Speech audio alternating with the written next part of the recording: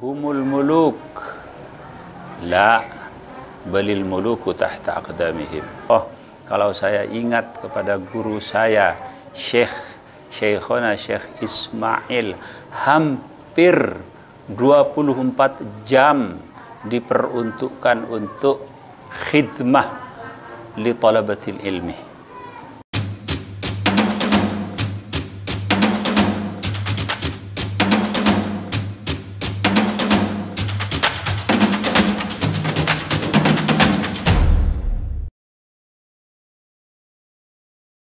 Assalamualaikum warahmatullahi wabarakatuh. Waalaikumsalam warahmatullahi wabarakatuh. Bismillahirrahmanirrahim. Pemirsa Nusya TV dimanapun Anda berada, berjumpa lagi dengan kami dalam program Dialog Keagamaan. Pemirsa Nusya TV, akhir-akhir ini sering kita jumpai sebuah fenomena di mana ada ustadz dadakan. Artinya tanpa sanad keilmuan yang jelas, kita tidak tahu siapa gurunya. Tiba-tiba muncul sosok yang kemudian memakai sorban dan dipanggil ustadz, sehingga kemudian dia diustadkan. Padahal barangkali sanadnya juga tidak jelas dia belajar kemana. Oleh karenanya, pada kesempatan ini sengaja kita akan membahas sebuah tema, yaitu pentingnya sanad atau transmisi keilmuan. Sengaja kami hadirkan dalam kesempatan ini seorang tokoh yang sangat mumpuni dalam bidangnya. Beliau adalah Kiai Haji Thoifur Ali Wafa. Selamat siang, Kiai. Selamat siang. Kiai Thoifur Ali Wafa ini merupakan pengasuh pondok pesantren As-Sadat Ampunten Sumeneb. Beliau merupakan seorang kiai yang sangat produktif, seorang ulama yang muksirut taklif. Sangat banyak karya-karya yang telah beliau lahirkan.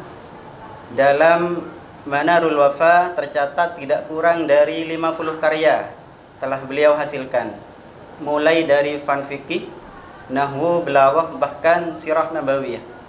Selain itu, beliau juga merupakan seorang mursyid thariqah An-Naqsabandiyah. Oleh karenanya, kami langsung saja kepada Kiai Haji Thoifur Ali Wafa untuk menjelaskan sebenarnya sanad atau transmisi keilmuan itu bagaimana, dan bagaimana Islam memandang tentang sanad itu sendiri. Monggo, Kiai. Bismillahirrahmanirrahim. Assalamualaikum warahmatullahi wabarakatuh. Waalaikumsalam. Bismillahirrahmanirrahim. Alhamdulillah wassalatu wassalamu ala Rasulillah Sayyidina Muhammad ibn Abdullah wa ala alihi wa sahbihi wa mawalah. Amma ba'd. Tema kita pada hari ini adalah pentingnya sanad dan pentingnya berguru dan keutamaan ilmu. Allah Subhanahu wa taala berfirman dalam Al-Qur'anul Karim, "Qul hal yastawi alladhina ya'lamuna wal ladzina la ya'lamun." Wa qala 'azza min qail, "Yarfa'illahu alladhina amanu minkum wal ladzina utul 'ilma darajat." Wa qala 'azza sya'nuhu, "Wa qur rabbi zidni 'ilma."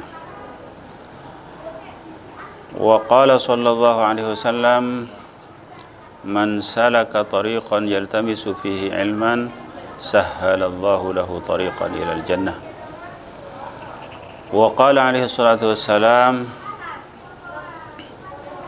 "Wa innal malaikata latadau ajnihataha li talibil ilmi ridhan bima yasna'."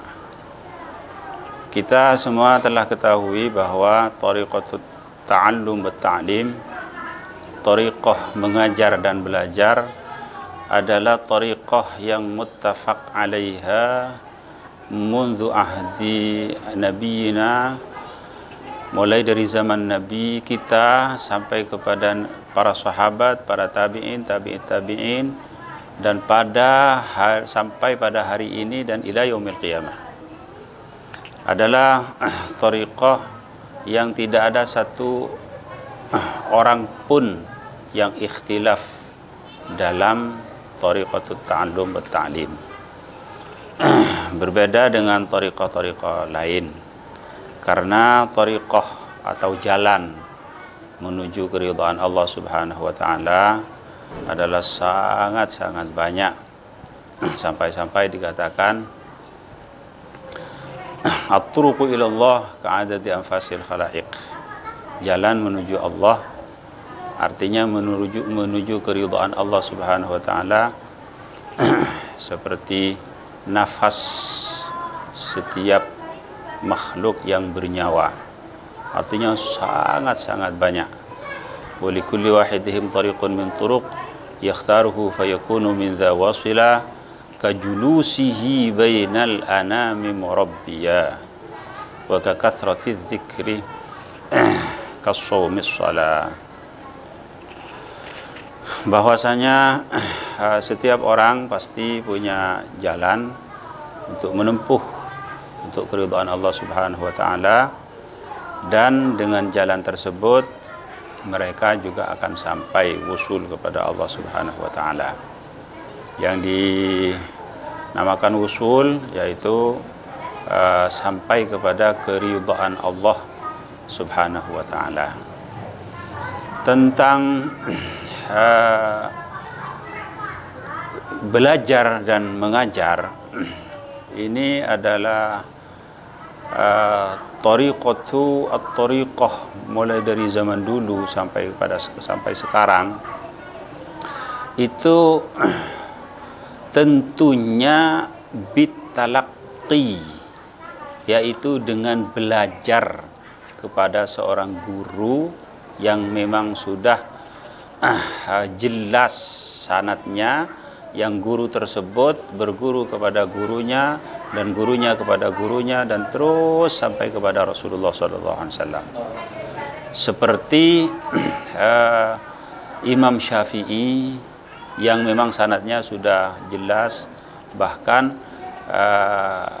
saya sendiri punya sanad dari Syekhuna Syekh Ismail sampai kepada Imam Syafi'i sampai kepada Rasulullah SAW, dan begitu pula setiap tariqah mu'tabarah niscaya punya sanad yang tersambung, yang bersambung kepada Rasulullah sallallahu alaihi wasallam. Maka kajulusihi bainal anami murabbiya wa kakathrati dzikri kasawmis shalah, seperti duduk-duduk mereka untuk mengajar orang-orang yang mencari ilmu, dan ketahuilah bahwa ilmu adalah sesuatu yang mulia dan dimuliakan oleh Allah Subhanahu wa taala. Bahkan para pengemban ilmu, para ulama dikatakan innal akabira yahkumuna 'alal wara wa 'alal akabiri tahkumul ulama'u. Bahkan Al-Imam As-Suyuti radhiyallahu taala anhu dia mengatakan humul muluk la balil muluku tahta aqdamihim. Mereka para ulama adalah raja-raja di dunia ini. Lalu dia menepis kata-kata raja-raja. Tidak, bukan.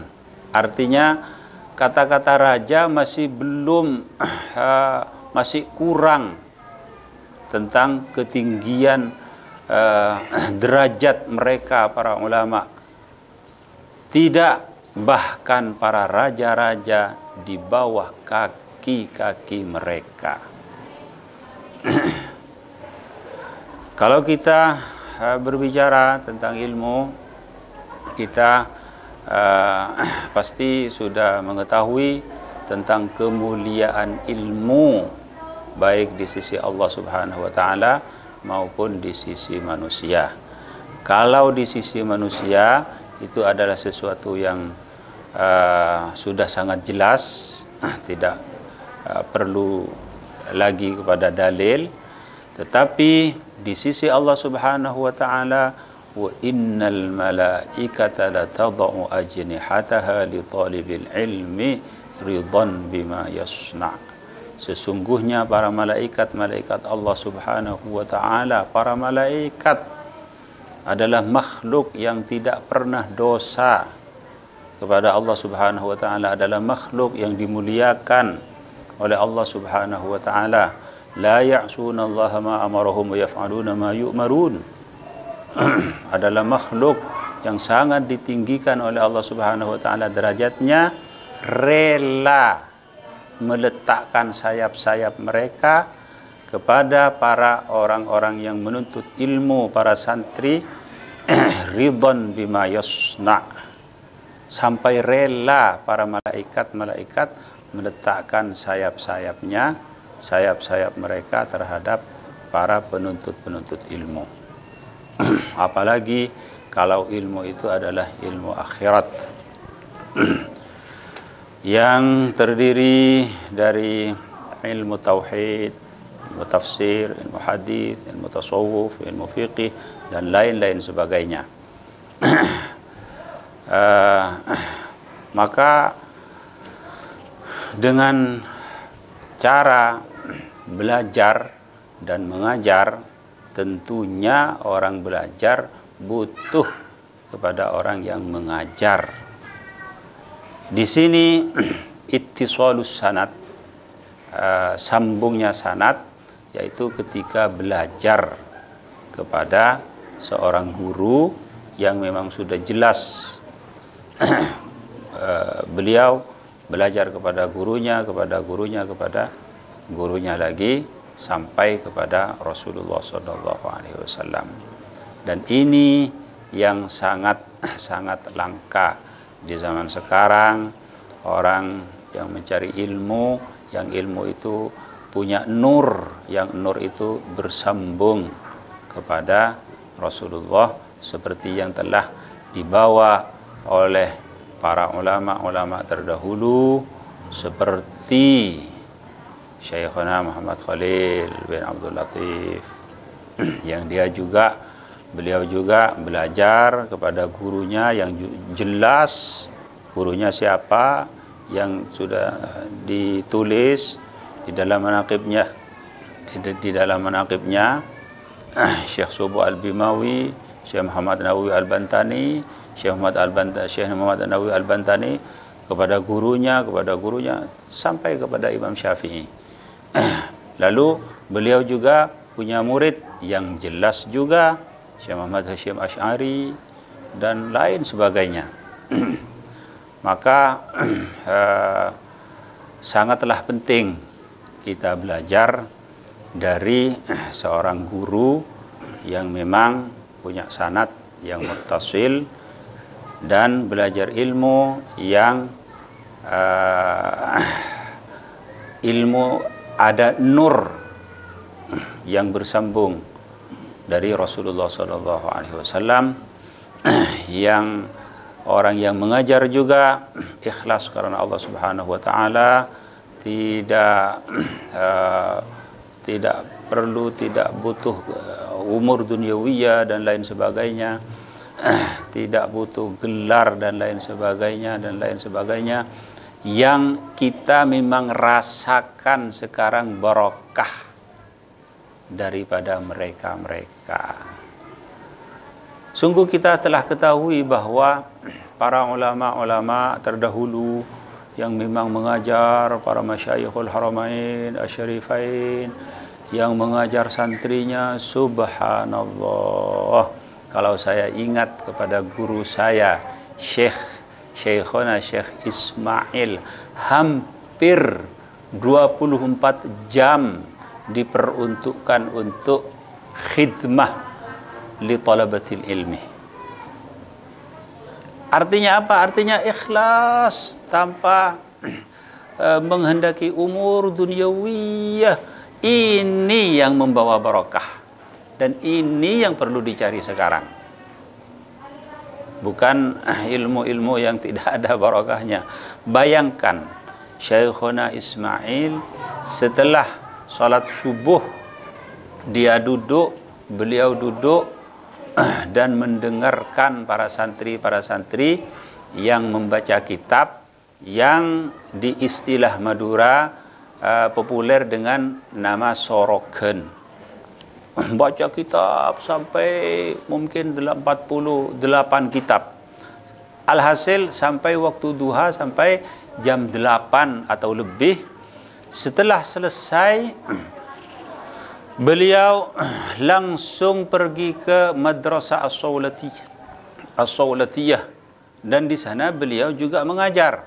Pulang dari Madrasah As-Sawlatiyah kira-kira jam 2 baru beliau makan pagi.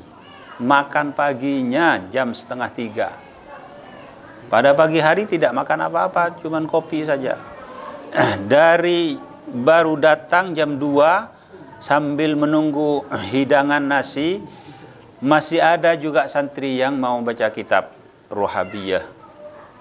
Akhina Syekh Fauzi Mustajab, beliau juga menerima, ya sudahlah silahkan. Sampai jam 2:30 beliau makan, jam 3 istirahat setengah jam, jam 3:30 beliau sholat asar. Setelah sholat asar duduk lagi dan mengajar lagi kitab fikih yang besar-besar seperti Tuhfatul Muhtaj, Nihayatul Muhtaj, Asnal Matalib dan lain sebagainya, sampai hampir maghrib. Setelah maghrib beliau pergi ke Masjidil Haram. Di Masjidil Haram juga masih ada santri yang mau mengaji.